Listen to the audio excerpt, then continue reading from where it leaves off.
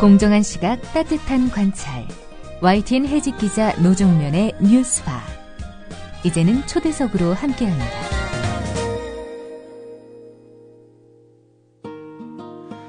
국정원이 인터넷과 트위터상에서 벌인 범법 행위는 지난 대선을 계기로 더 집중적이고 광범위하게 이루어졌지만 그 전부터도 비슷한 활동들이 있었습니다.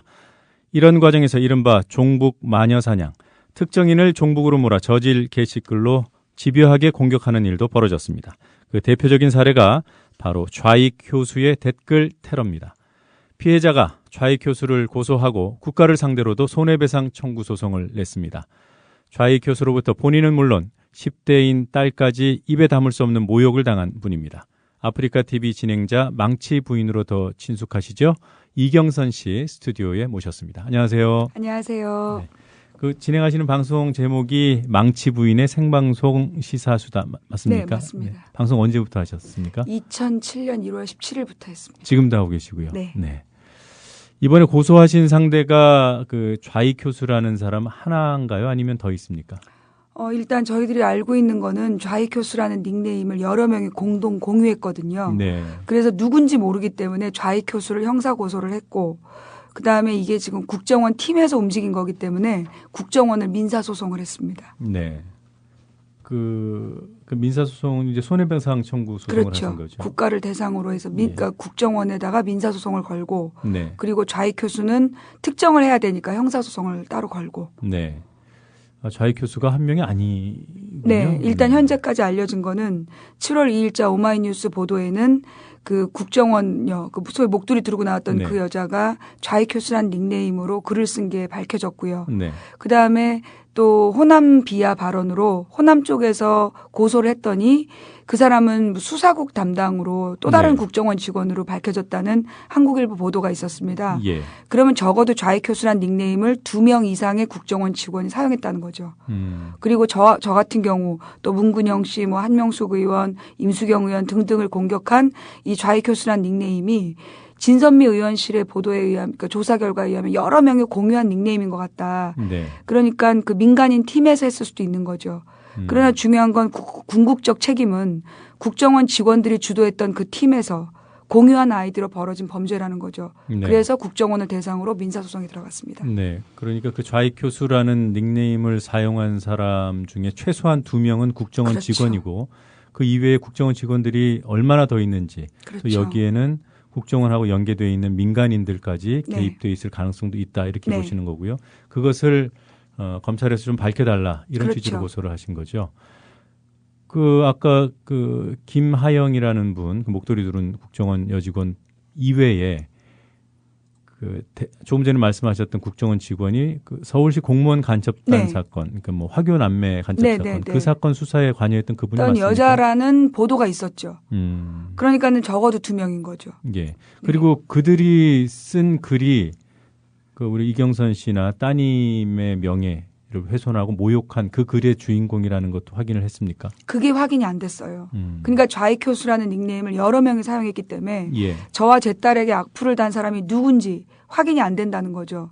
근데 이 저와 제 딸한테 악플을 네. 달았던 날이 2011년 1월 15일이에요. 네. 그날이 소위 DC 인사이드의 연평도 북괴 갤러리라는 국정원 직원들과 연계된 사이트로 보이는 그 갤러리에서 그 저의 딸에 대한 테러가 있었던 날이거든요.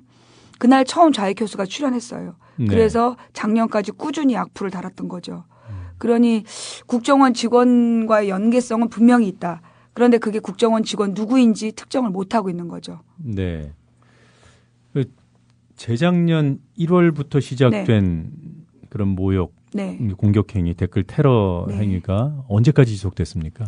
그러니까 작년 7월까지죠. 건수로 하면 어느 정도나?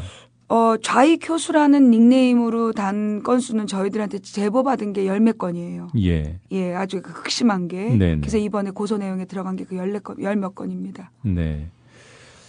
그 국정원이 지난 7월이었죠. 뭐 네. 조금 전에 오마이뉴스 말씀하셨는데 네. 그 보도가 나가고 좌익 교수는 국정원 직원이 아니다. 네. 이런 입장을 밝혔죠. 네. 네. 그 뒤에 입장을 번복하긴 했습니까? 아니죠. 입장 번복은 국정원에서 공식적으로 한 게 없고 네. 그리고 또 다른 고소 사건에서 검찰이 호남 비하 발언은 수사국 화교 간첩단 사건 그 수사 담당관이라는 보도가 나왔는데 네. 검찰에서 공식적으로 이게 국정원 직원들이다라는 공표가 없었답니다. 네. 그리고 이제 그러다 보니까 국정원에서도 알 수 없다라는 말로 얼버무리고 있는 거죠. 그러나 일단 그 김하영 특별수사팀에서 그 범죄 일람표를 만들었을 때 김하영이 DC 인사이드의 좌익교수라는 닉네임으로 글을 쓴 게 확인이 된 거고 네. 화교 간첩단 사건 그 수사관이라는 것이 또 다른 검찰에서 나왔는데 검찰 상부에서 공식 발표를 안 하고 있는 거 아니냐 저희는 그렇게 보고 있습니다. 네. 좀 입에 담기 어려우시겠습니다만 좌익 교수가 어떤 글로 테러를 가했는지 이 방송에서 좀 말씀해 주실 수 있어요?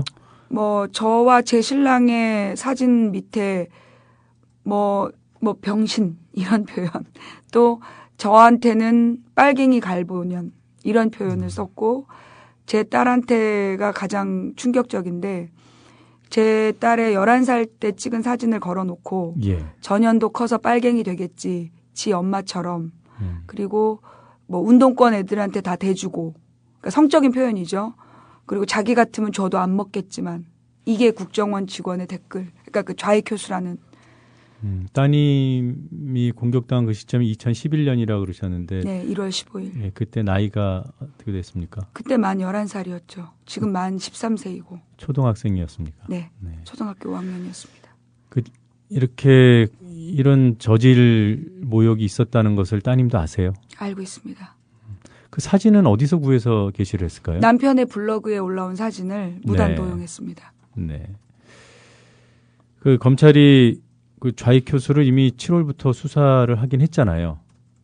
그러니까 7월부터 좌익 교수를 수사한 게 아니고 네. 김하영의 범죄 일람표 중에 김하영이 사용한 수십 개의 아이디 중에 네. 좌익 교수가 있었던 거죠. 민주당 그 광주시당에서 고발을 해서 수사가 진행. 민주당이 아니고 통합 그 진보당. 통합진보당 광주시당에서 네. 그 호남 비하 발언을 고소했고 그래서 검찰이 찾아낸 범인은 그 수사팀 직원으로 알고 있습니다. 예. 그때 이후에 그런 사실관계는 상당 부분 규명이 된 거잖아요. 어떤 글들을 올렸고 그것이 좌익 교수라는 닉네임으로 이루어졌고 여러 명이 공유하고 있다는 것을 검찰 내부에서 알고 있을 텐데 왜 그자에 대한 신병 확보에 나서지 않는 겁니까? 그건 검찰이 그렇게 하는 건데 제가 알고 있기는 검찰이 그 내용을 확실히 확보했는지 모르겠어요. 저는 진선미 의원실로부터 들은 건데 좌익 교수라는 닉네임을 여러 명이 동시에 공유한 것으로 보인다라는 걸 진선미 의원실에 들은 팩트 하나. 그다음에 김하영의 범죄 일람표에 김하영이 좌익 교수라는 닉네임을 사용했다가 팩트 둘. 호남 비하 발언을 한 그 고소 대상이 국정원 수사팀 직원이라는 게 팩트 세 번째예요. 그걸 가지고 제가 추측하기에는 국정원 직원을 비롯한 민간인들이 좌익 교수라는 닉네임을 공유했을 것이다 라고 저는 보는 거죠. 네. 이 선생님께서는 왜 이제서야 법적 대응에 나서셨습니까? 일단 제가 국정원 직원이라는 것을 그러니까 좌익 교수라는 닉네임을 국정원 직원이 사용했다는 것을 알게 된 게 7월 2일이었고요. 그리고 8월 달에 가서 이 법적 소송은 솔직히 말씀을 드리면 제가 법정 소송을 생각 안 했던 현재 우리나라의 사법부가 과연 정당한가에 대한 고민이었습니다. 한마디로 인혁당 사건 같은 거에다가 지금 배상 판결을 내리잖아요. 도리어 그 국가 배상금을 토해놓으라는 그것도 이자까지 덧붙여서 그런 결정을 내리거나 아니면 1심에서 무죄를 받았던 한명숙 총리에게 2심에서 똑같은 그 증거 능력 없는 자백을 근거로 해서 유죄 판결을 내린다든가. 그래서 저는 솔직히 지금 이 사법부에 대한 신뢰가 별로 없어요. 물론 모든 사법부가 그렇다는 건 아닙니다. 그러니까는 로또처럼 좋은 판사를 만나면 유죄가 나오는 거고 이상한 판사를 만나면 무죄 나오는 거 아니겠습니까? 그래서 제가 법적 조치를 안 하려고 했었습니다. 무엇보다 소송비도 많이 들지요. 제가 우리 딸과 저에 대한 모욕에 대해서 악플러들을 지금 소송하느라고 지금 한 3년 동안 들어간 소송비만도 한 5천만 원가량 들었어요. 그러니까 소송비도 많이 드는데 거기다 국정원을 대상으로 한 소송이 사실 민간인이 하기엔 좀 부담스럽지 않습니까? 그럼에도 불구하고 하여튼 사법부에 대한 신뢰도 없고 검찰이 협조할 거라는 확신도 없고 그럼에도 불구하고 국정원에 대한 소송을 결정한 이유는 제 딸이 이런 일을 겪어도 아무도 처벌받지 않는 나라라는 것을 기억하게 되는 게 싫어서 손해를 보더라도 엄마는 끝까지 싸웠다는 것을 보여주고 싶어서 소송에 들어갑니다. 네. 자, 뭐 조금 전에 그 통합진보당 광주시당이 고발한 얘기도 말씀드렸고요. 그 이외에 이 선생님 이외에 그런 피해자들 한명숙 네. 전 총리 그리고 또 뭐 배우 문근영 씨도 있고요. 네. 또 김여진 씨도 있고 네. 이런 분들하고 또 그리고 네. 또 뭐 호남의 수많은 피해자들 이분들하고 공동 대응을 하실 계획은 없습니까? 저는 만약에 그분들이 공동 대응을 원하시면 공동 대응을 할 마음이 있어요. 네. 그래서 제가 왜 혼자 독자적으로 나갔냐 하면 일단 이전에도 호남 비하에 대해서 법원이 그 피해자를 특정하지 않았다라는 이름으로 무죄 선고를 준 적 있지 않습니까? 네. 그러니 호남에서 호남 비하 쪽 분들이랑 같이 했을 때는 그래서 부분 무죄가 나올 가능성이 있는 거죠. 또 정치인 같은 경우에는 명예훼손이라는 부분이 또 우리나라 법원에서 정치인에 대한 명예훼손을 인정 안 하는 경우가 또 많지 않습니까? 그리고 또 연예인들 같은 경우에는 그 명예훼손 소송을 많이 안 해요. 웬만하면 자신의 이미지들이 나빠지기 때문에. 그리고 특히 문근영 씨나 김여진 씨 같은 경우가 고소 의사가 있는지 확인이 안 되기 때문에 네. 그래서 제가 공동으로 대처를 못하고 저는 그 모든 조건이 아니지 않습니까? 정치인도 아니고 이미지를 위한 연예인도 아니고 또 무슨 그 뭐 하여튼 제가 책임질 만한 아무것도 없는 민간인이기 때문에 민간인 주부와 아이를 대상으로 한 국정원 정부기관의 범죄라고 보기 때문에 제가 그냥 단독 소송에 나간 겁니다. 네. 얼마 전에 그 이계덕 기자 건 아시죠? 네. 예, 그분도 여러 가지 그 공격을 많이 당했다가 네. 이제 소송을 제기해서 네. 뭐 만족스럽지는 않더라도 네. 일부 승소 판결을 네, 얻었어요. 이 사례를 보고 어떤 생각을 하셨습니까? 로또 맞았다라고 생각했습니다. 네. 굉장히 훌륭한 판사님을 만난 운이 좋은 경우다라고 보고 그 일베 운영진한테 이제 그 게시물을 삭제하지 않은 책임을 물은 거 아닙니까? 예. 저는 그것이 정당하다고 보고요. 그와 같은 판결들이 많이 나와야 된다고 생각합니다. 네. 네. 이 선생님은 뭐 댓글 테러 당하시고 또 지난해에는 옥고까지 치르셨어요. 네. 예, 청취자분들께 어떤 일이 있었는지 잠시 설명해 주시겠습니까? 작년에 이제 작년 총선 과정에서 야당의 후보를 단일화하는 과정에서 제가 이제 어떤 우리 지역에 나온 후보에 대한 비판 방송을 했어요. 언론에 나온 내용들을 중심으로 해서 그 비판 방송을 했는데 그 후보의 지지자 쪽이 제가 허위사실로 명예를 훼손했다라고 저를 고발을 했고 그래서 법정으로 가게 된 거죠. 근데 하여튼 허위사실로 인한 명예훼손이라고 저를 법정 구속을 시킨 거예요. 근데 2심에서 허위사실 부분은 무죄가 됐고 네. 사실을 적시해서 후보를 비방했다라고 해서 이제 제가 징역 6개월에 집행유예 2년을 받고 2심에서 나오게 된 거죠. 네. 그리고 3심까지 가서 그 대법원이 고등법원의 판결을 그냥 용인해 버린 거고요. 그래서 현재 저는 집행유예 중에 있습니다. 예, 그 형이 확정됐군요. 네. 그런데 사실 명예훼손, 허위사실 유포, 사실 그 명예훼손에서는 허위사실 유포라는 부분이 좀 아프잖아요. 그렇죠. 거짓말한 게 되니까. 네. 게다가 방송을 하고 계신데 네. 그 허위사실 부분은 확실한 무죄를 받았습니다. 받으신 거죠. 네. 아직도 오해하시는 분들이 좀 있는 것 같아서 여쭤봤습니다. 그러니까 그게 오해할 수밖에 없는 게 그 당시에 제가 구속될 때 허위 사실로 구속됐다는 거를 제가 찾아보니까 50몇 개에서 보도를 했더라고요. 네. 근데 허위 사실을 무죄 받았다는 내용은 아무도 보도하지 않았어요. 네. 그러니까 당연히 모르고 오해할 수밖에 없죠. 네, 우리 언론 현실이 그렇습니다. 그렇죠. 네. 왜 스스로를 불량주부 그리고 망치부인 이렇게 표현하십니까? 불량주부라는 내용은 사실 우리나라가 여성들에게 슈퍼우먼을 원하잖아요. 예. 바깥일도 잘하고 집안일도 잘해야 되는. 근데 이제 저는 사실 그 집안일을 잘 못해요. 집안일을 잘 못하는 저의 한계를 인정함과 더불어 너무나 이렇게 착한 여자 컴플렉스, 슈퍼우먼 컴플렉스에 시달리지 말자는 의미가 하나 있고요. 예. 또 망치부인이라는 의미는 제가 영화 쇼생크 탈출이라는 영화를 참 인상 깊게 봤는데 거기 보면 작은 망치가 나와요. 근데 주인공이 굉장히 억울한 상황으로 19년 동안 옥에 갇혀 있지 않습니까? 네. 그런데 그 옥에서 그 작은 망치를 가지고 그 19년을 뚫어가지고 탈출하는 거예요. 그 탈출하는 동안에 얼마나 외로웠겠어요. 이 벽이 막힐 수도 있다.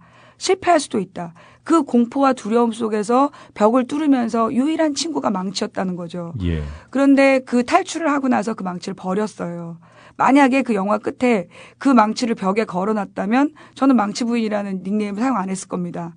왜냐하면 저는 이제 이 대한민국에 정말 깝깝하고 속상한 우리 그 국민들에게 탈출구를 열어주고 버려지고 싶다. 뭐 도교에서 얘기하는 공성이 불거 정신에 근거하여 망치 부인이라는 이름을 사용하고 있습니다. 네. 근데 다들 무기인 줄 알더라고요. 뭐 무기라고 해도 되죠. 만약 이 세상에 여러 가지 모순이 많다면 그 모순을 깨트리는 무기가 될 수도 있지 않겠습니까? 근데 저는 그렇게 봐요. 어떤 그 강한 무기가 돼서 한 번에 깨트리려고 하다 보면 우리의 욕심이 좀 과해질 수도 있고 또 많은 부작용이 있지 않습니까?